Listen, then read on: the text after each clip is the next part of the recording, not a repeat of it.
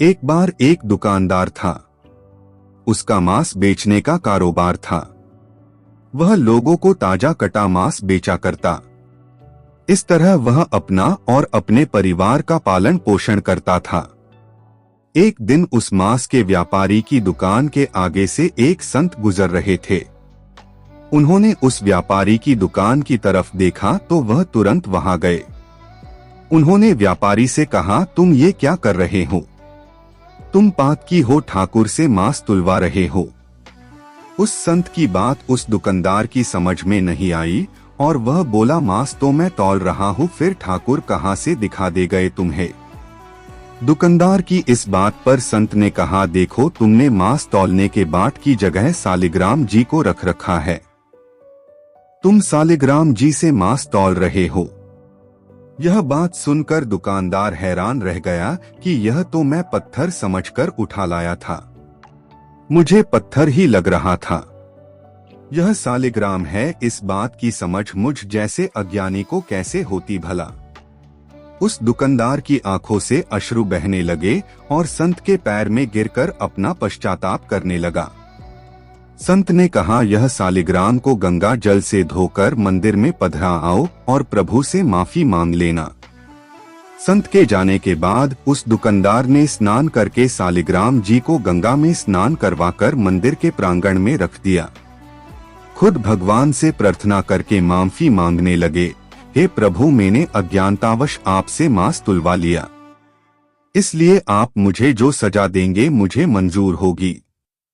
वह दुकानदार यह सोचकर कि वह कितना मूर्ख है कि भगवान से ना जाने कितने सालों से मांस तुलवाता रहा और प्रभु कितने दयालु है कि उसके घोर अपराध करने के बाद भी उसे वह उसके परिवार के भरण पोषण करते रहे। अपनी ग्लानिवश उसने यह निर्णय लिया कि ताउमर वह अब प्रभु भक्ति करके अपने पाप से मुक्ति पालेगा। वह दुकानदार अपनी दुकान अपने बेटों को संभलाकर खुद तीर्थों में निकल पड़ा। वह एक वैरागी की भांति देश दूरी भटकता रहता। एक दिन वह भटकते भटकते एक गांव में पहुंचा। वहां रात्रि विश्राम के लिए शरण मांगकर रुक गया। वह एक घर में उस घर के मालिक की शरण में रुककर रात्रि काट रहा था। वह रात्रि भोजन मकान मालिक से पाकर रात को सोने के लिए उस मकान के आंगन में सो रहा था।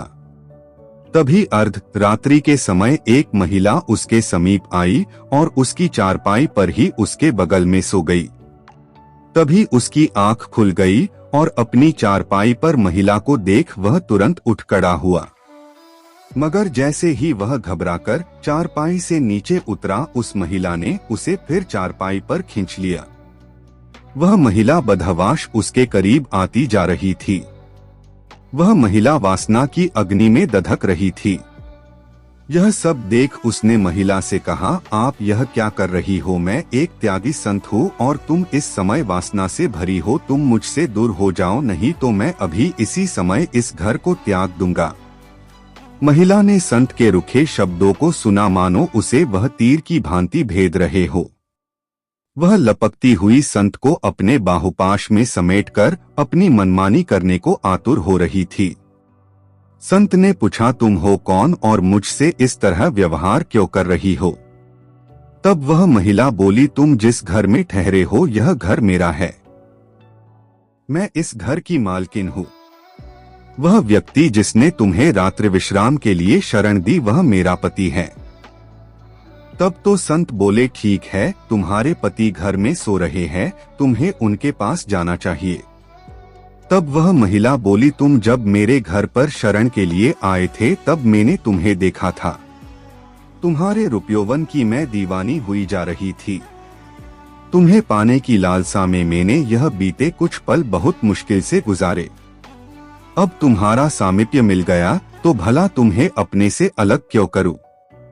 अब उस संत ने उस महिला को समझाने की कोशिश की कि देखो, तुम एक विवाहिता हो, तुम्हारा कर्तव्य पति सेवा है। ऐसे में तुम मुझ जैसे वैरागी को पाना चाहती हो, यहाँ तुम्हें शरण नहीं मिल सकती। तुम्हारी जगह अपने पति के पास है, जाओ, लौट जाओ अपने पति के पास। वह महिला कुछ सुनने को तैयार न थी। तब वह बोली, अच्छा तो मेरे और तुम्हारे बीच मेरा पति आ रहा है। अगर मेरा पति ना हो तो तुम मुझे अपना लेते। वह तुरंत घर के भीतर गई। उस महिला ने घर पर रखी पति की तलवार को निकाला और उस तलवार से पति पर वार कर दिया। उसका पति वहीं मर गया।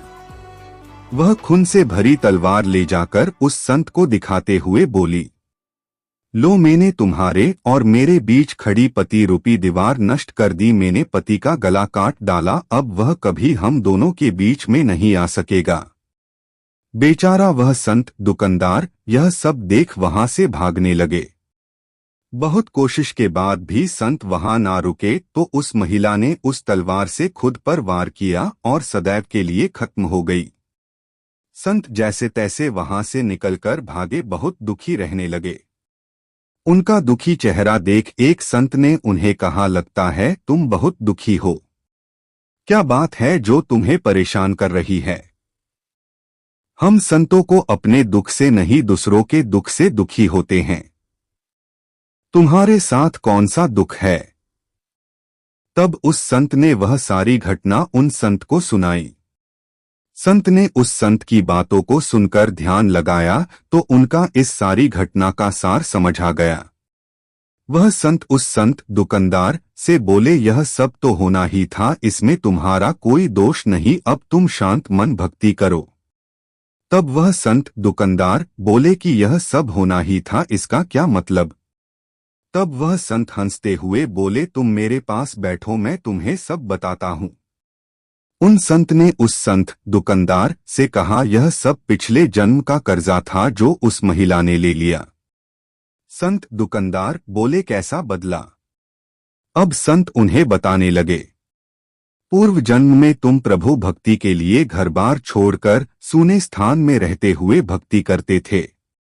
एक दिन जब तुम ध्यानमग्न होकर प्रभु भक्ति कर रहे थे, तभी वहां से एक गाय भागते हुई आई।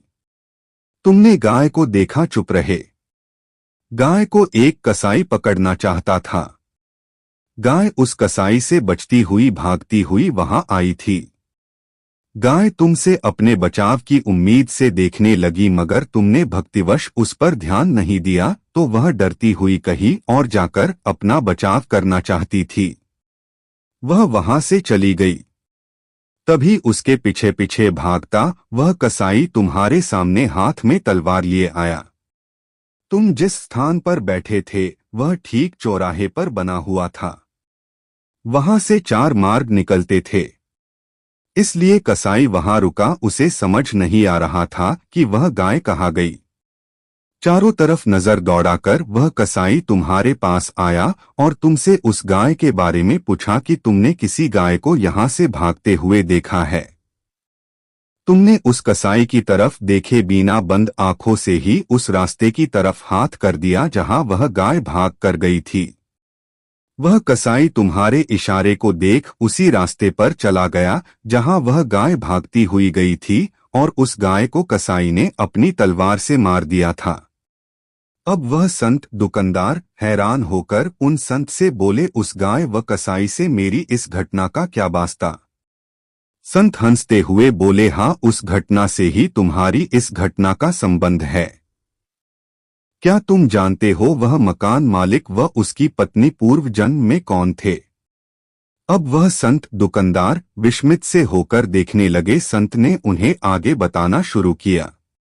वह जो मकान मालिक था जिसने तुम्हें रात्रि विश्राम के लिए शरण दी थी, यह पूर्व जन्म में एक कसाई था। यह कसाई था जिसको तुमने गाय का मार्ग बताया था। इसी तरह उस मकान मालिक की पत्नी वही गाय थी जिसका उस कसाई ने कत्ल किया था। वह गाय जब शिकारी द्वारा काटी जा रही थी तभी वह मन ही मन तुम दोनों से बैर भाव रख गई। बस बदले की आग में दूसरे जन्म में बदला ले लिया। उसने उस कसाई जो उसका इस जन्म में पति था उसी तरह तलवार से मार दिया जैसे उस कसाई ने गाय के तलवार से काटा था। तुमने कसाई को उसका गाय मार्ग बताया, इसलिए वह तुमसे इस तरह व्यवहार कर रही थी। यह सब जन्मों के खेले किसकी समझ में आते हैं? इंसान अपने बुने जाल में ही उलझा रहता है और दुखी हूं मैं दुखी हूं दुख का रोना रोते रहते हैं। दुख सुख हमारे अपने पूर्व के जन्मों में बोए गए बीज है जो इस जन्म में आकर काटते हैं। रे मन अधीर ना हो ना दुख सदा रहा ना सुख सदा रहेगा दुख के बाद ही तो सुख आता है और सुख के पीछे दुख भी छुप कर बैठा होता है जो हमें अंधकारवश नजर नहीं आता। ना दुख में मुरझाना बाबरे ना सुख में मतवाला बनना। सब